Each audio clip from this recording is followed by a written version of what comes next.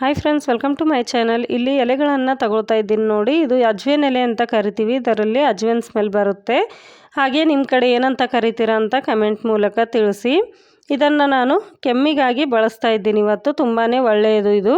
ಮಕ್ಕಳಲ್ಲಿ ಕೆಮ್ಮು ಕಾಣಿಸ್ಕೊಂಡಾಗ ನಾವು ಇದನ್ನು ಒಂದು 2 ಎಲೆ ಇದ್ದರೆ ಸಾಕು. 2 ಎಲೆ ಈ ಥರ ಚೆನ್ನಾಗಿ ತೊಳೆದುಕೊಂಡು ಹಂಚಿನ ಮೇಲೆ ಬೆಚ್ಚಗೆ ಮಾಡ್ಕೊಳ್ಬೇಕಾಗುತ್ತೆ.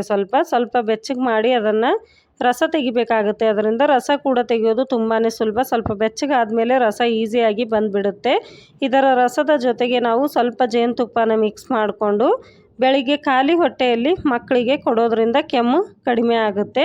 ಒಂದು 2-3 ದಿವಸ ಮಾತ್ರ ಕೊಡಿ. ಕೊಟ್ಟ ಮೇಲೆ ಕೆಮ್ಮು ಕಡಿಮೆ ಆಗಲಿಲ್ಲ ಅಂದರೆ ನೀವು ಹಾಸ್ಪಿಟಲ್ಗೆ ಮಕ್ಕಳನ್ನು ಕರ್ಕೊಂಡೊಯ್ಯಬೇಕಾಗುತ್ತೆ. ವಿಡಿಯೋ ಹೆಲ್ಪ್ ಆಗುತ್ತೆ ಅಂತ ನಿಮ್ಮ ಜೊತೆ ಶೇರ್ ಮಾಡ್ಕೊಂಡಿದ್ದೀನಿ. ವಿಡಿಯೋ ಇಷ್ಟ ಆದರೆ ಲೈಕ್ ಮಾಡಿ. ಮತ್ತೆ ಸಿಗ್ತೀನಿ ಮುಂದಿನ ವಿಡಿಯೋದಲ್ಲಿ.